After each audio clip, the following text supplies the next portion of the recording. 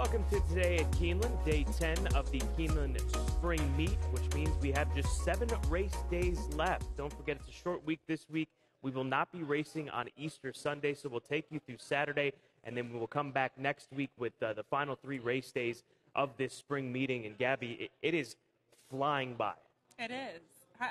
Honestly, I thought this was only week 2. But time flies when you're having fun, not to throw out the cliches.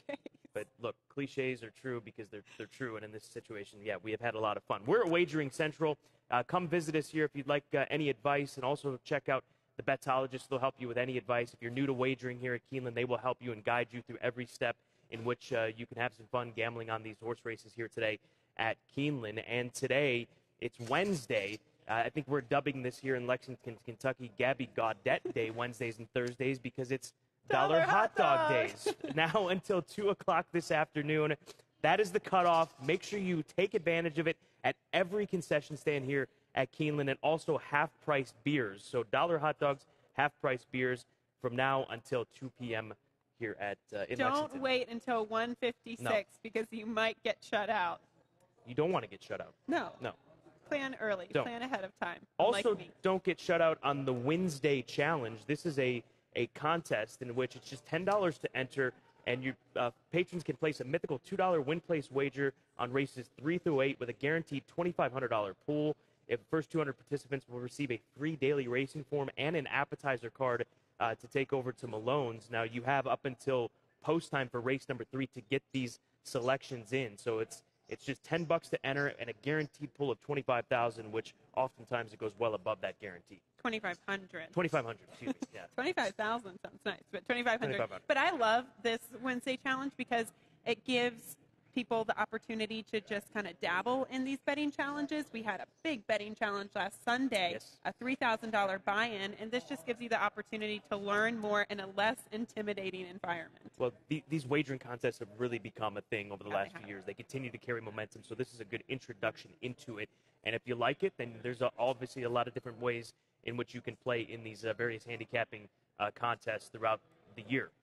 Going back to Sunday, it was obviously the racing was the headliner, but it was the wind. It was absurdly windy over the course of the afternoon as we celebrated Military Day, thanks to our friends at Marathon, and did a great job over the course of the afternoon. And one of the great things, too, about Sunday, we didn't get the rain that was expected. Mm-hmm. So, and you can see the wind there kicking up with the giant American flag out on the course. But we appreciate the fans that came out. Over 11,000 battled the wind with us out here at Keeneland, and most certainly had a fantastic day. Yeah, it was. Unfortunately, it was off the turf, but it was a beautiful afternoon. We braced ourselves in the paddock with all of the wind that was coming through the paddock and here in Lexington, Kentucky, but it was a fun day, and we've got an exciting week ahead of us here at Keeneland. And speaking of weather, let's go to WKYT for their latest weather report for this afternoon.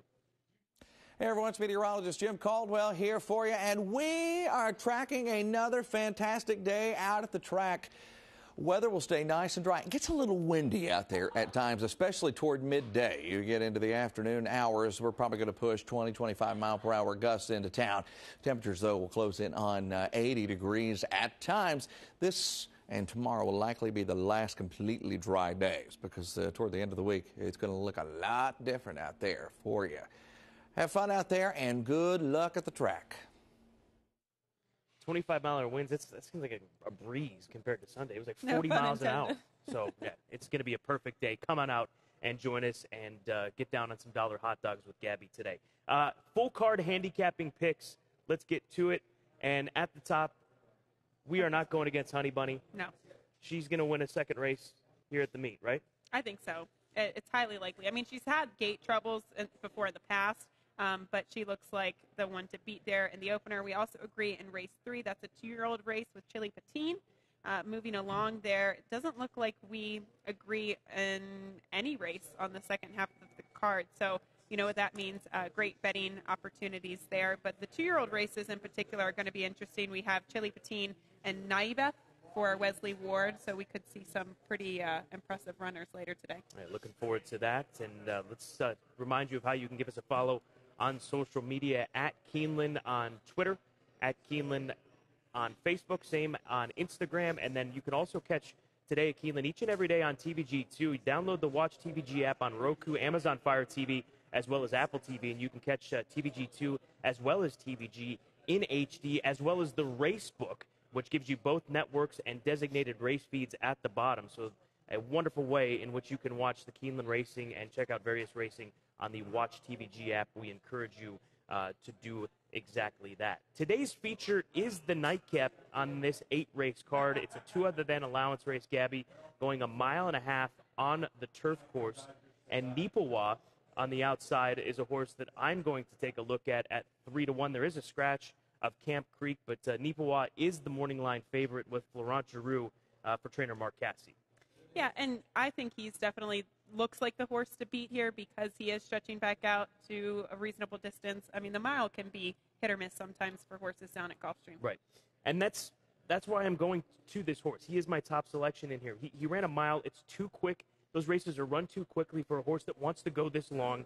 He gets the stretch back out, and we take you back to one of his recent races where he was able to go the 1.5 mile distance. This is up at Woodbine in mid-August, and just out on the front end, actually set a pretty quick tempo early on. I mean, those are legit fractions for a 1.5 mile race, and there was no stopping him whatsoever. He wins by 3.5 lengths. Out of this race, they tried him in the Bald Eagle Derby at Laurel over yielding ground. He finished 4th that day, ran into a next out winner, and then we mentioned that mile race. So that looked like it was a building block for today or for races such as this going 1.5 miles. I really do like Neepawa, a pretty lightly raced 4-year-old colt by Scat Daddy, who could be a player in these marathon races in 2019 if he progresses the way that I think he will. Yeah, I liked him going into his mile race last time out, and I think he was a little bit awkward coming out of the gate, and then by then you can't catch those horses going a mile. I mean, a lot of the time it's just sprinters stretching out to the mile because they can get away with it. So I think he was just purely outrun, but this seems like a better distance for him. I'm still going to go slightly against him with the 12, Saracen for trainer Christophe Clement. This horse made a stateside debut in Belmont of last year to no avail. Then he came back to face Graded Stakes Company in the Bowling Green. Then they finally gave this horse some time to recuperate, and we saw him last time out at Tampa. We'll take a look at this performance. This was on the 2nd of March, going against 2 other than allowance competition. And you can see in the running lines, in tight shut off at the 8th pole. Just pay attention to this horse coming down the stretch. He kind of throws his head up in the air and gets squeezed out of position. Honestly, I thought that the rider kind of over-exaggerated. I don't think that this horse was winning, but he probably could have finished 3rd. But by then, when you have that type of hiccup so late in the game, you can't really make up the ground that was lost. I like him because it was actually a very strong race that he faced. Harv Won't Tap, the second-place finisher in there, actually came back to win 2 other than allowance at Tampa and really, really improved to win that race. So I did think from a quality perspective, his race that he's coming out of is very good. And I don't think we've seen his potential just yet, but at least he's got one race under his belt this season. It's a pretty tough little race to round out the card, and let's find out more by way of our man Tom Leach. Ignacio Correas will saddle Royal Artillery in the allowance feature, going 1.5 miles. How's he doing? He's doing great. I mean, we've been planning on this race since we saw that it was, on the book. So we are looking forward to the race. He's training well. It's a tough field, but I think that he's doing great. Was that because, did you point to this because of the stretch out? Yeah. I mean, it's like he didn't run for like a year and something. I mean, he went as a stallion. He covered a few mares, and so we need to let him figure it out if he was wanting to do this again. And it looked like he want. I mean, he have of the 4 races he ran, he have 3 that they were very good ones. But he did what we were expecting of him. So, but he needed distance. He have no speed, so he needed distance. And I think that now the distance is there. It's going to be up to him.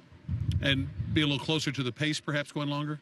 No, I think that he's a closer. He's going to hopefully kick in the last quarter, the last 3/8. That's what we expect from him, and that's how we've been training him for. So hopefully we see that, and the track, play fair, and we'll see. Good luck. Thank you very much. Royal Artillery, one to watch in the 8th race. That last race, we're going 3 completely different directions in our top 3 selections. You heard from Nacho Correas there. If you can do it, it's probably an all race, right, in the late pick 4? I would say so. I even think Stidham's horse has a shot in there, the number 4. It's just so tricky to figure out the pace scenario. And unfortunately, horses like Ignacio Correas' runner in the feature, how often do we really see closers win at marathon distances? It's not easy. You usually have to have some sort of positional speed. So I think that's kind of what makes the race very, very tricky. I don't know. I'm pretty confident in my top 3 selections there. So maybe looking at the late pick 4, I'd probably go with those 3 or Nipawa in my top pick.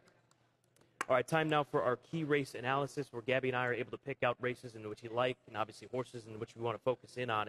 And I start with race number 1. I'm taking the easy way out to start. Scratch out Sworn Silence. Honey Bunny is 4-5. This is a mare that back on opening day won at 40 cents on the dollar. She'll be another heavy favorite here today. And we're going to roll back that Keeneland race, which was race number 2 on opening day. She sat just off the pace with Joelle in the saddle. And Joelle is back again here today, and she kicked it in down the lane going 7 furlongs. Now, I'm going to hedge a bit here. If she gets beat, it's maybe because of the 6.5 furlongs. She gets less distance to work with, but I do think that she's in such good form right now that she can do it again. John Ortiz, he's a very good trainer, and they've asked a lot of this filly as of late. She ran a month apart, February to March. Then they brought her back in 10 days, March 5th to the 15th of March. Then they gave her just less than a month off, and she comes back with a win right there, and now she's being wheeled back very quickly here today. So I think Honey Bunny, it's tough to ignore her form, but if she gets beat, it's by the full horse trusty roll, because she is going to be faster than her down the backstretch. And if the 5 horse needs that extra ground, which may be the case, I think that she's the one to upset a bit. But I'm sticking with Honey Bunny. I think she picks up her second win on the meet. Yeah, I agree with you. The pace play would be trusty roll. If you're looking to play maybe the early pick 5, maybe consider using these 2 horses. And if you get the 4 home, then you know it's probably going to pay pretty well. But Honey Bunny, she did get into trouble on the backstretch last time out. But I think one of the most impressive things about her win, Scott, how many horses did we see actually close to win opening week here? I think she was the only one on opening day, at the very least, just looking at that day. It's a very valid point. So, yeah, we'll hope that Honey Bunny can continue the role in the opener at 1:05 local time. As far as your first key race analysis, we are going to head to race number 4, a other than 5.5 furlong sprint, where you scratch out the outside horse. It's Rockin' Ready with Johnny B as the morning line favorite at 9-5. This is a tough little race. The 5 Rockin' Ready, though, 5.5 furlongs is a very specific and specialized distance. This horse has been successful at 6.5 down the hill at Santa Anita and going the mile. To me, I think it's a completely different conversation. Just because they're good at 6.5 on the downhill at Santa Anita does not mean they're going to be good at 5.5 on the turf here. Golden Orb makes sense. I honestly think Tap Tap Taparoo is the horse to beat, but I thought that in general, all of the horses that would likely get bet are a little bit vulnerable. So I go to the one Coexistence here for trainer Joe Sharp, who got the win last time out. This was the only time that this horse has sprinted on the turf, and I think he's wanted to do it all along. We'll show you that spotlight here at the fairgrounds. It was on the 24th of March, and she was forwardly placed in there. I know she's a long-time maiden, but like I said, she, I thought, overcame some trouble. You can see she was blocked through the majority of the stretch, and somehow she finds the will to go through a tiny, tiny opening on the rail, and we can just see her tenacity down on the inside, and she explodes. I mean, this is an explosive performance.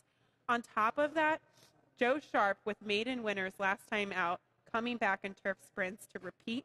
He wins at 24%, so it's a strong angle for the barn, and I'm going to hope that the light bulb clicked with this filly last time out. It was a good race. It really was. For her to come on the inside and kick on like that, we'll see if she can do the same, because maybe she's part of the pace. I think she's outrun, and the horse that I'm going to take you to in this race is the number 3 horse, Fancy Fox, for Brett Calhoun. I thought her last race was very good. You go back to earlier races, she was running into horses like Talk Vuv to me, who we saw with a comeback performance against Allowance Company here this past week, and she's a stakes quality filly. But for this filly, if she's going to win, she needs to be fast away from the starting gate, and I like the post position that she has. Let's go back to her March 14th race at the fairgrounds, where she ended up finishing 3rd, beating 2.5. She was wide throughout most of this. Mena should not be wide with the post position that he has. I think that she either makes the lead or she sits just off of the number 1 horse, the horse in which Gabby mentioned to you. She's seemingly always shown up. I mean, she really doesn't have a bad race on her page. And second off the layoff, I think will should move her forward. That race on March 14th, her prior race was all the way back in June of 2018. So that's a good race given that circumstance off the layoff. And I think that she will be quick in here, which is going to be a big plus going 5.5 furlongs here today. I think a lot of the other contenders want to lay back and make a run. And you're right about Rock and Ready. Those 6.5 races, typically when we look at 6.5 races down the hill at Santa Anita, the mindset with just about everybody, handicappers and trainers, it's more of a mile race. Right. It plays more to a mile. Now we do run 5 furlong races at Santa Anita on the grass, something that we didn't for a long time, if ever.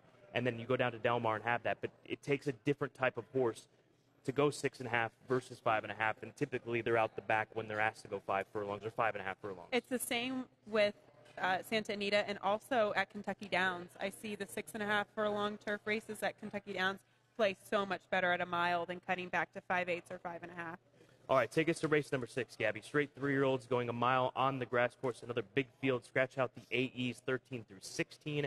You've got a morning line favorite, Trade Deadline, another one for Johnny B, the full horse at 3-1. Yeah, and this one's sent out by Chad Brown. So Trade Deadline, he was the heavy favorite in his first and only start. He was bet down to 60 cents of the dollar, and he was pressured throughout. But when we see horses for Chad Brown bet like that on the lead, regardless of whether or not they're pressured, they usually deliver. So now I think today he's going to get bet heavily once again, and I don't think he needs to win. So I went to Rochambeau, the rail horse for Cherie DeVaux. Blinkers go on him here today, and I do think he improves with each and every start. He still is a little bit green, and we'll show you the stretch run of his last race because you can see he's running a bit spotty.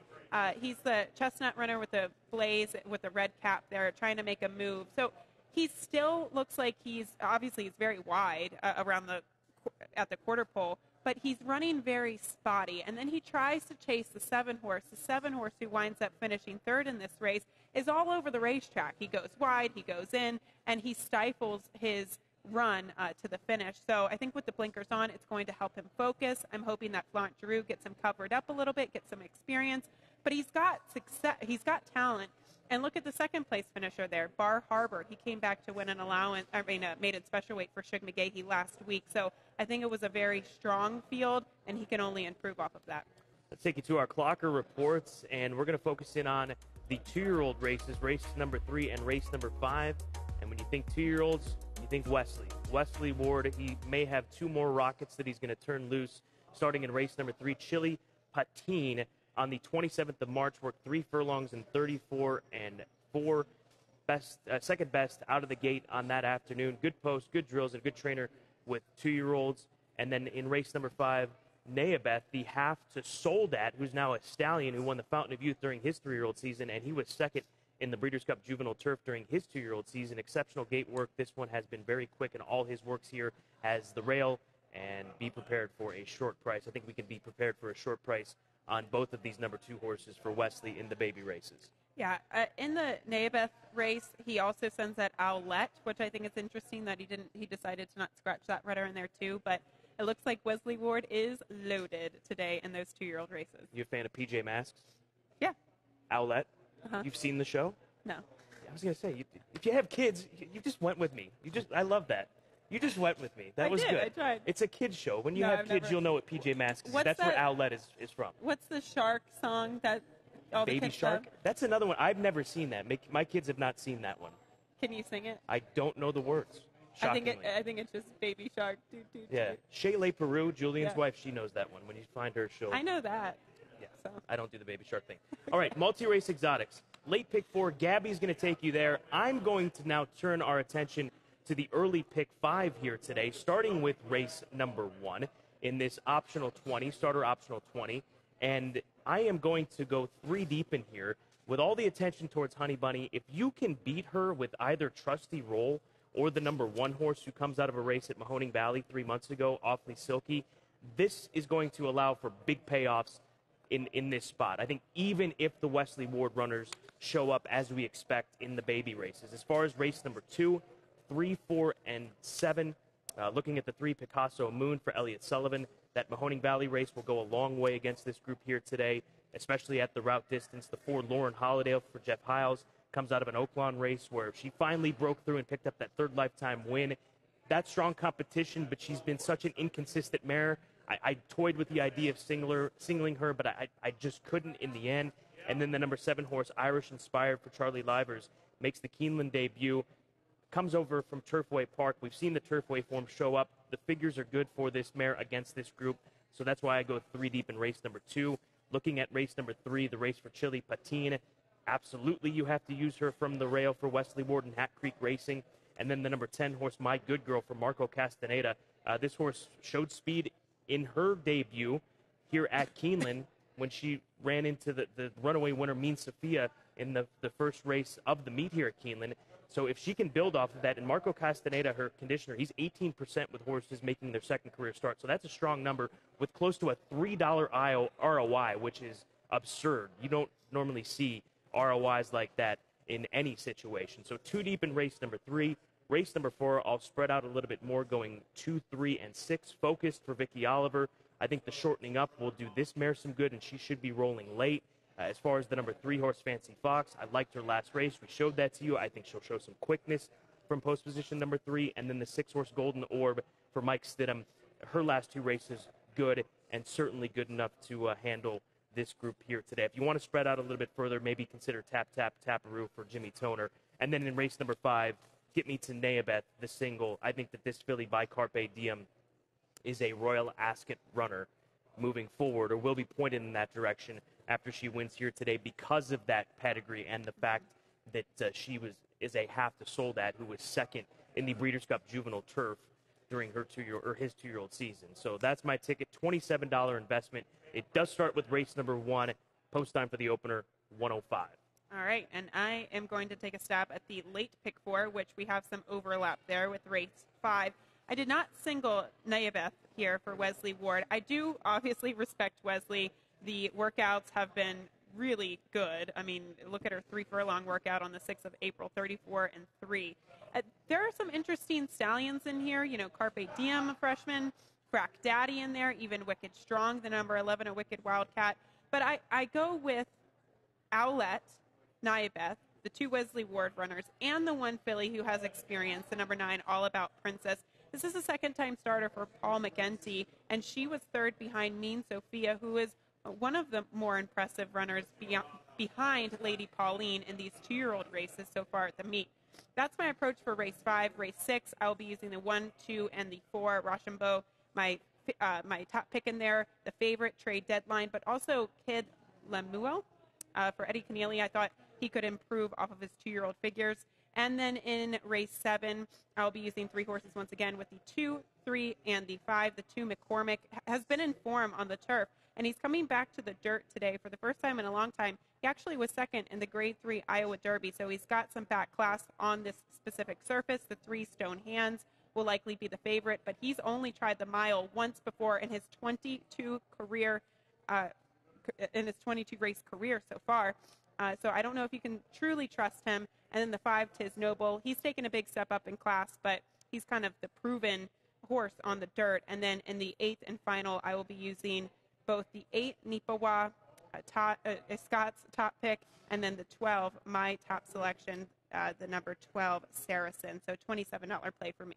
All right, best bets of the day. Let's go to race number 6. It's a straight 3-year-old race going a mile on the grass, and Kid Lemuel is a horse in which I will focus in on after you do yours. I'm jumping the gun. Where are you taking it? You're taking us to race number 4, best angle of the day. Yes, I am. So race number 4, this is, again, that turf sprint race where I thought that some of the favorites could be vulnerable. So if we can get some of them out of the exacta, I think it could pay well. I mean, if the 5, Coexistence, wins, that'll be good. But also, I do respect the number 7, Tap Tap Taparoo. We'll show you this filly's replay last time out. This is a Jimmy Toner runner, Tyler Gaffalione in the saddle. This was her race down at Gulfstream where I thought she ran really well.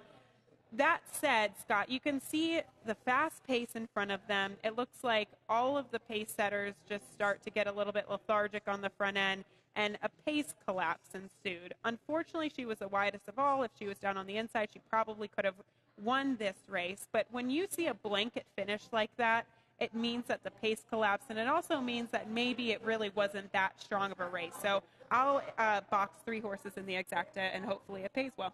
All right, let's go to race number 6 for my best angle. Kid Lemuel is the one that I like best in here at 10-1.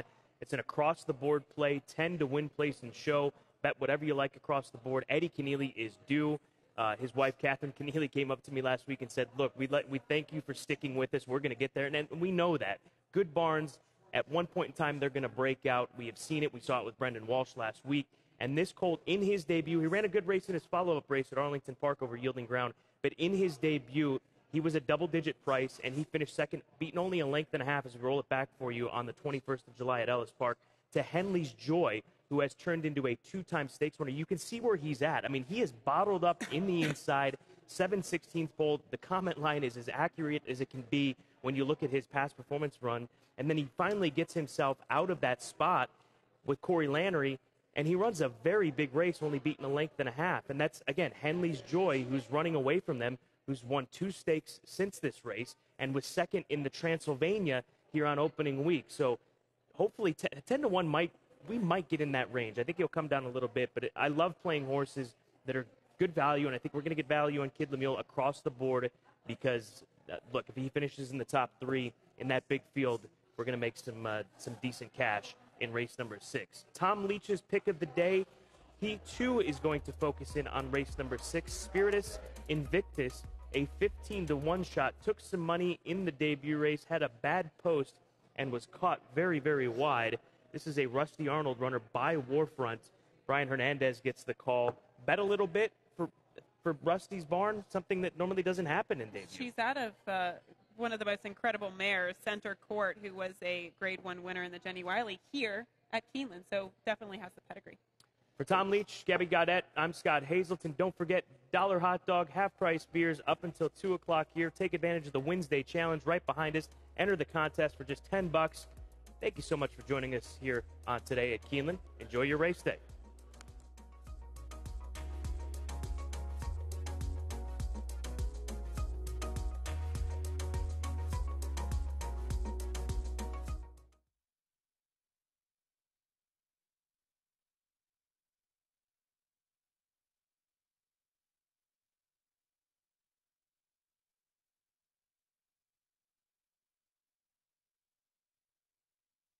Horatio, Claude, do you guys know what I love about Bud?